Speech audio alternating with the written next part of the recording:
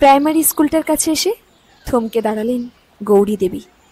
32-33 বছর আগে যখন নতুন বউ হয়ে এই গায়ে আসেন, তখন এই গ্রামের মানুষ তাসা ব্যান্ড পার্টি নিয়ে নেচে গিয়ে প্রায় 1 ঘন্টা কাটিয়ে দিয়েছিল। প্রথম দিন এমন রাজকীয় অভ্যর্থনা খুব কম মেয়ের কপালেই জোটে। পরে গৌরী দেবী জেনেছিলেন সমস্ত ব্যবস্থাই করে রেখেছিল তাপসের বন্ধু হাফিজুল। শিলিগুড়িতে একসঙ্গে বিটেক পড়তো ওরা। হাফিজুলের বাড়ি উত্তরবঙ্গের রাজাভাত খাওয়ায়। স্কুল মাঠের মাঝখানে একজন মাস্টারমশাই চেয়ারে বসে ছেলে মেয়েদের পড়াচ্ছে। বাচ্চারা প্রায় মৌমাছির মতো ঘিরে ধরেছে শিক্ষককে। কয়েকজন দুষ্টু ছেলে স্যারকে কেন্দ্র করে গোল হয়ে দৌড়ে বেড়াচ্ছে। গৌরী দেবীকে এক জায়গায় দাঁড়িয়ে থাকতে দেখে মাস্টারমশাই উঠে এলেন। কাছে এসে আপাত মস্তক দেখে জিজ্ঞেস করলেন, আপনাকে তো ঠিক চিনতে পারলাম না, কার বাড়ি যাবেন? ভালো করে একবার দেখে নিলেন ছেলেটিকে। গৌরী দেবী প্রায় বছর 4 কাটিয়েছিলেন এখানে। এখানকার অনেকেই তখন চিনে ফেলেছিলেন। ভেবেছিলেন হয়তো এখনো চিনতে পারবেন, কিন্তু না, এরা ইয়াং জেনারেশন, 28 থেকে 30 বছরের যুবক। ঠিক চিনতে পারলেন না। মাস্টারমশাইয়ের প্রশ্নের উত্তর চট করে দিতে পারলেন না গৌরী দেবী। মুখ ফুটে বলতে পারলেন না কার বাড়ি যাবেন। তাপসবাবুর বাড়ি যাবেন, এটা বলতে কেমন যেন বাধো বাধো ঠেকল। তাপসকে আর তার 2 বছরের ছেলে তনুময়কে ফেলে যে অবস্থায় ডিভোর্স নিয়ে সে জার্মানি চলে গেছিল, সেটা অত্যন্ত দৃষ্টিকটুই ছিল তখন। প্রায় 20 বছর কাটিয়ে প্রচুর পয়সা নিয়ে যখন দেশে ফিরে আসেন, তখন তিনি তার সমস্ত আপনজনকে হারিয়েছেন। মা গত, ছোটবেলা থেকেই বাবা নেই। এক পিসি ছিলেন, তিনিও মারা গেছেন। এই জার্মানি যাওয়া তখন নিজের মাও সাপোর্ট করেননি। তিনি রেগে বলেছিলেন, এত বড় ঘরে তোর বিয়ে দিলাম, জামাই কলেজে পড়ায়, এরপরে আর কি লাগে? বাচ্চাটার কথা তো ভাবতে হবে নাকি? তখন গৌরী কারো কথাই কানে তোলেনি, মায়ের কথাও না। ফলে রেগে গিয়ে তিনি আর মেয়ের সঙ্গে সম্পর্কই রাখেননি। সে সময় গৌরীরও অত্যন্ত অভিমান হয়েছিল। অনেক কষ্ট করে পরীক্ষা দিয়ে বিদেশে পিএইচডি করার সুযোগ পেয়েছিল সে। শুধু সুযোগ নয়, লাখ টাকার উপর মাসে মাসে দেবেন তারা। এমন সুযোগ সে কিছুতেই হাতছাড়া করতে চায়নি। এমন সুযোগ জীবনে চট করে আসেও না। নিজস্ব আইডেন্টিটি কে না তৈরি করতে চায়। তাপস যখন প্রথম কথাটা শুনে, তখন বলেছিল, মাত্র 2 বছরের ছেলে। তখন গৌরী কোনো কিছুই শোনেনি। তাপসকে ডিভোর্স দিয়ে ছেলে ফেলে মাকে কাঁদিয়ে সে জার্মানি চলে যায়। প্রতিজ্ঞা করে যায় কোনোদিন সে দেশে ফিরবে না, কারোর সঙ্গে যোগাযোগ রাখবেই না, মরে গেলেও না। কিন্তু রিটায়ারের পর সমস্ত কাজকর্ম ফুরিয়ে গেলে জার্মানিতে একদম একা হয়ে যান গৌরী দেবী। তখনই তার মনে পড়ে দেশের কথা, ছেলের কথা। ফিরে এসে নিউ টাউনে কোটি টাকার ফ্ল্যাটও কেনেন। সন্ধে হলেই নিয়ম করে সিটি সেন্টারে যান। মানুষজন দেখেন, কোলাহল শোনেন অগণিত লোকের। কিন্তু একাকিত্ব যে বড়ই ভয়ঙ্কর, নিজেকেই নিজের কাছে শত্রু করে তোলে। একটা সময় মারাত্মক ভয় চেপে বসে বুকে, হতাশা গ্রাস করে, মৃত্যু ভয় ঘিরে ধরে। সামান্য একটা সাহায্যের হাত তখন ভীষণ দরকার। মনে হয় টাকা নয়, পাশে মানুষ দরকার, একান্ত আপনজন দরকার। তিনি যেদিন প্রথম ভাবেন ঝামালডাঙ্গা তাপস ছেলেকে একবার দেখতে যাবেন, লুকিয়ে হলেও নিজের ছেলেকে দেখতে যাবেন, নিজের বরকে দেখতে যাবেন, সেদিন ভেতরে ভেতরে খুব আনন্দ হয়েছিল।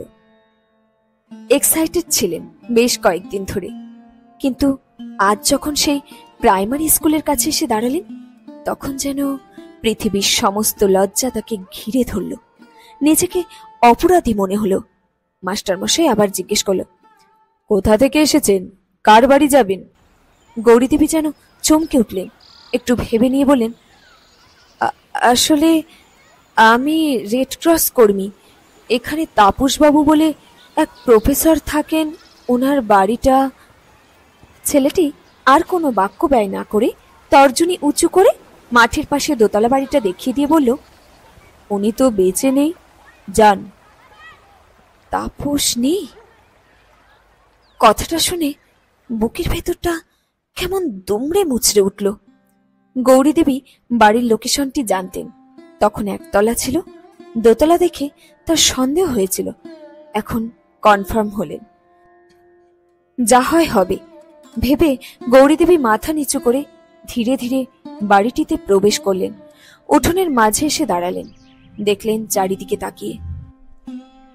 এমন সময় একটি টুকটুকি সুন্দরী বউ দৌড়ে এসে জিজ্ঞেস করল, আপনি কি কাউকে খুঁজছেন?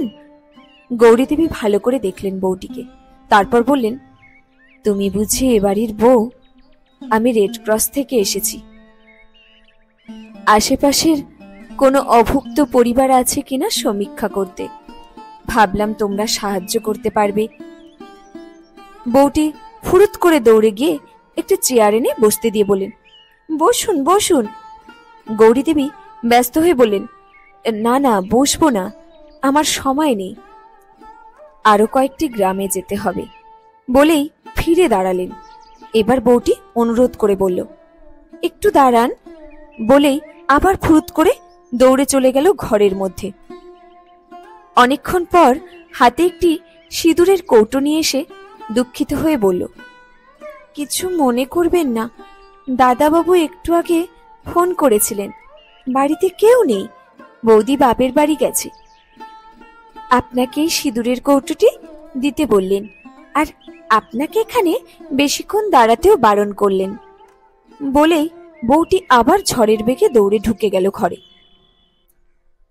গৌরী দেবী বিনা বাক্য ব্যয়ে কৌটোটি হাতে নিয়ে ভালো করে দেখলেন এটি তার শাশুড়ি দিয়েছিলেন তাকে। গৌরী দেবী মারাত্মক অবাক হলেন, তাহলে ওই মাস্টার মশাই কে? তারই ছেলে তমাল? চিনে ফেলেছে তাকে?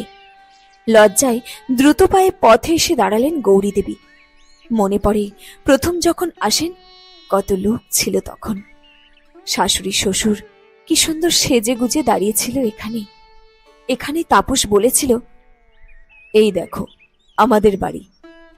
অনেকটা পথ এগিয়েছিলেন, হঠাৎ শুনুন এই শব্দটি শুনে পিছন ফিরে তাকাতেই গৌরী দেবী দেখলেন বাড়ির সেই বউটি তার দিকে দৌড়ে আসছে। আবার কাছে এসে বউটি হাঁপাতে হাঁপাতে বলল, আমার নাম অপলা, আপনার বৌমা।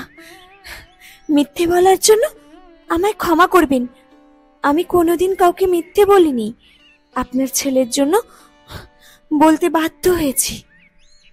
আপনার ছেলে?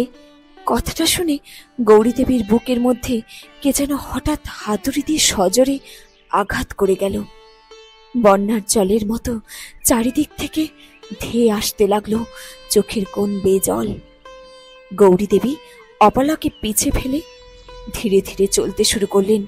আবার টপ টপ করে পড়তে লাগলো গাল বেয়ে ফোঁটা ফোঁটা চোখের জল। এবার অপলা দৌড়ে এসে সামনে দুহাত তুলে দাঁড়িয়ে বলল, একটু দাঁড়ান মা। গৌরী দেবী চোখ বুজে থমকে দাঁড়ালেন। দীর্ঘদিন পর তিনি মা ডাক শুনলেন যে। ঝরঝর করে চোখের জল ঝরে বুক ভিজে গেল তার। অপলা রাস্তার উপরেই মাটিতে মাথা ঠেকিয়ে দুপায়ে হাত রেখে প্রণাম করে বলল, আপনার ছেলেকে দূর থেকে একবার আশীর্বাদ করে যান মা, ও শুধু সারাদিন মামা করে, একবার, শুধু একবার। শেষ হলো আজকের গল্প সোনার সিঁদুরের কৌটো। কলমে বাবুরাম মণ্ডল।